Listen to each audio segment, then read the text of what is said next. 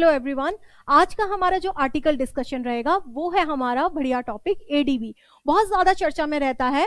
World bank के बारे में पूछेंगे आप बता देंगे, आईएमएफ के बारे में भी थोड़ा बहुत सबको मालूम है, बट एडीबी आजकल बहुत ज्यादा चर्चा में रह रहा है, तो जानते हैं इसके बारे में। और सबसे पहली बात कि क्यों उठाया मैंने ये टॉपिक, तो क्या आज की रिसेंट की इस हफ्ते की न्यूज क्या रही है जिसमें ये आया है इस हफ्ता, बल्कि एक दो दिन पहले। तो देखते हैं, ये भाई मैंने ऐसी एक रैंडम एडीबी का फोटो ले लिया, एशियन डेवलपमेंट बैंक, पहले तो फुल फॉर्म पता होनी चाहिए, एशियाई विकास बैंक। अब देखते हैं एशियाई विकास बैंक की क्या कहानी है। तो ये जो पहली लाइन आपको दिख रही है, दिस इज द रीजन मैंने ये टॉपिक उठाया है।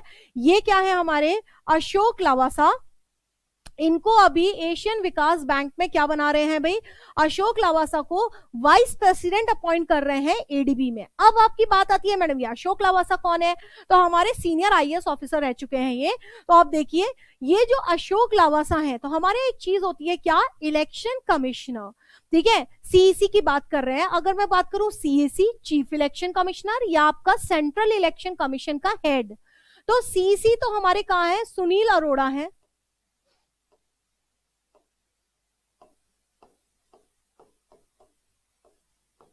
ठीक है, अरोड़ा देख लेना भाई रॉन्ग कौन सा आएगा। अब देखें, सीईसी में आपका जो दो बाकी इसके साथ में और भी क्या होते हैं, ईसी होते हैं, इलेक्शन कमिश्नर होते हैं। एक तो हमारा सेंट्रल में मेन चीफ इलेक्शन कमिश्नर है, दो उसके साथ में और इलेक्शन कमिश्नर है, वो कौन है, तो एक तो हमारे यही थे आपके अशोक लवासा, और दूसरे हमारे कौन थे, सुशील चंद्र थे क्या, ये तो है ही।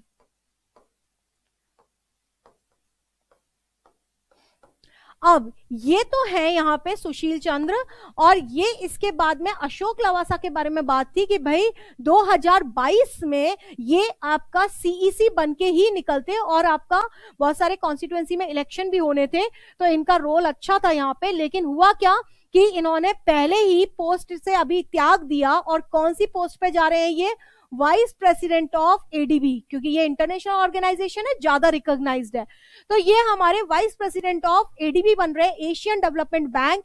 अब इस बैंक के बारे में हमको जानना है, तो ये तो हमारी बात हो गई किसके बारे में, अशोक लावासा के बारे में, इसलिए हमने इसको टॉपिक को उठाया। अब हम देखते हैं एडीबी के बारे में। एडीबी का जो स्टैब्लिशमेंट हुआ है वो क्या हुआ है भाई, एशियन डेवलपमेंट बैंक का स्टैब्लिशमेंट 1966 में, और मनीला जो कि फिलीपींस की राजधानी है, वहां पे क्या हुआ है, इसकी स्थापना है, और इसका हेडक्वार्टर है। आगे देखें, जो प्रेसिडेंट है वो क्या है, अब इसमें भी आपकी कुछ बातें छुपी हुई हैं जिनको हम डिस्कस करते हैं। तो आपका बात कर रहे हैं कि यहाँ पे ये जापान के हैं, कौन, मसात्सुगु असाकावा। तो ये मसात्सुगु असाकावा, अब ये भी मेरी रीसेंट अपॉइंटमेंट में है, जब आपका बस कोरोना काल से थोड़ा पहले, जनवरी 2020 में। तो ये यहाँ पे क्या हुए भाई, जापान के हैं, और ये इसके प्रेसिडेंट है। अब यहाँ पे बात ये आती है कि जो आपके ये जापानी है, ज्यादातर जापानी ही इसके प्रेसिडेंट रह रहे हैं, क्यों, रीजन इज कि ये भी आपका एक तरह से बिल्कुल वर्ल्ड बैंक की तरह काम करता है, वर्ल्ड बैंक का रेप्लिका वर्किंग है इसकी, उससे बिल्कुल सिमिलर है। तो जैसे वर्ल्ड बैंक में जिसका ज्यादा फाइनेंशियल कंट्रीब्यूशन होता है यूएन में, उसका वहां पे ज्यादा प्रभुत्व होता है, in the same way ADB में जापान का ज्यादा फाइनेंशियल कंट्रीब्यूशन है, इसलिए यहाँ पे किसकी चल रही है भाई, जापान की, तो जापान का व्यक्ति ही इसका प्रेसिडेंट बनता है। ये बात हो गई। टोटल मेंबर्स इसके 68 है, और ये आपका यूनेस्कैप का पार्ट है, यानी कि United nation economic and social commission for Asia and Pacific, यानी कि एशिया और पैसिफिक में जो देश हैं उनका ये क्या कर रहा है, डेवलपमेंट के ऊपर ध्यान दे रहा है, political development, social development, economic development, सबके ऊपर ये ध्यान दे रहा है। अब ऐसा नहीं है कि सोशियो इकोनॉमिक डेवलपमेंट ये सिर्फ यही का कर रहा है, इसके जो मेंबर्स हैं, जो आपको बताए थे कि टोटल आपके जो मेंबर्स हैं उनमें देख लेते हैं। तो ये बोल रहे हैं आपका कि जो मेंबर्स इसके रहते हैं उसमें बहुत सारे ऐसे भी देश हैं जो कि आपके क्या है, एशिया के बाहर के हैं, कितने, 19। तो 49 तो एशिया और पैसिफिक के हैं, साथ ही 19 जो है, जो मेन आप यूरोपियन कंट्रीज ले लीजिए, यानी कि मैंने फ्रांस ले लिया, स्पेन ले लिया, आपका ये रशिया तो एशिया में आ ही जाता है आधा पार्ट, बाकी इसके अलावा जो मैं जर्मनी ले लूं, तो ये सारे जो मेन कंट्रीज हैं यूरोप की, इवन यूके यानी कि इंग्लैंड, ये आपका यूनाइटेड किंगडम, ये सभी किसका पार्ट है? एडीबी के मेंबर्स हैं, सदस्य हैं। बाकी जो हमारे एशिया के जितने भी छोटे मोटे आइलैंड वगैरह हैं, ये सब भी इसका पार्ट है। तो आप देखें तो इसमें पर्पस क्या है? सोशियो एंड इकोनॉमिक डेवलपमेंट है, और पॉलिसी मेकिंग बॉडी होती है, एक बोर्ड ऑफ डायरेक्टर होता है और एक आपका मैनेजमेंट होता है। अब इसमें क्या डिफरेंस है? तो ये बात कर रहे हैं पॉलिसी मेकिंग में, तो क्या है? बोर्ड ऑफ गवर्नर्स हैं जिनमें कि हर कंट्री का एक रिप्रेजेंटेटिव बैठेगा, और इसमें हमने आपको बता दिया 49 तो एशिया और पैसिफिक के हैं, और उसके अलावा 19 आपके यूरोप के दूसरे देश हैं। उन सबके एक एक सदस्य इसके बोर्ड ऑफ गवर्नर्स के मेंबर है।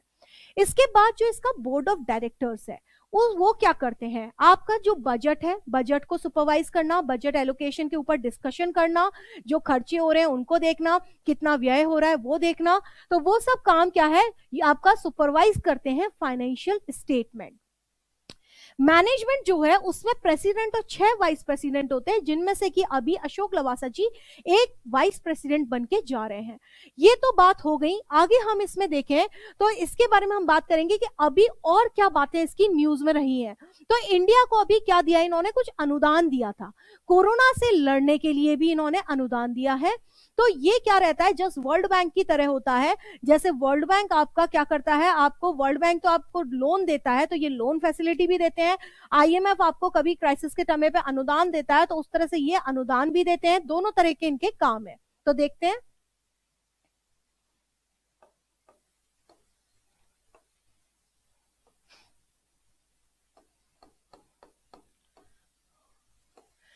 $1.5 बिलियन का इन्होंने क्या दिया है?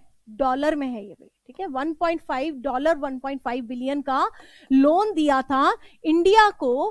किस वजह से ये दिया था? आपका कोरोना से लड़ने के लिए, ठीक है। कोविड-19 से लड़ने के लिए, पेंडेमिक से लड़ने के लिए 1.5 आपका बिलियन डॉलर का लोन दिया। तो एक तो ये न्यूज में रहा, कई बार इस तरह की फिगर्स के ऊपर भी क्वेश्चन पूछ लेते हैं। और दूसरा हम आपसे बता रहे हैं भाई 346 क्या दिया है? मिलियन डॉलर का लोन दिया। किसको? महाराष्ट्र को दिया। किस लिए? रूरल एरिया में आपका बिजली की आपूर्ति करने के लिए इन्होंने ये फैसिलिटी दी है, ठीक है। तो ये दोनों काम किए हैं इन्होंने, यहां पे लोन दिया। इससे पहले भी 200 मिलियन डॉलर का अनुदान भी एडीबी दे चुकी है भारत को। किस लिए? जब आपको याद हो कि आपका थोड़ा पहले एक एलईडी बल्ब की योजना शुरू की गई थी कि हर घर में आपका सस्ते दाम पे एलईडी बल्ब प्रोवाइड कराए जाएंगे, ताकि बिजली की जो खपत है उसको रिड्यूस कर सकें, लोग बल्ब की जगह एलईडी चलाएं। तो उसके लिए ये चीज आई थी। तो उस समय भी 200 मिलियन डॉलर का अनुदान दिया था, और अभी ये आपका बिल्कुल करंट की बात है। तो 2020 के हैं ये दोनों बातें। तो इस तरह से आपको एडीबी के बारे में ये ब्रीफ में जानकारी थी। Thank you.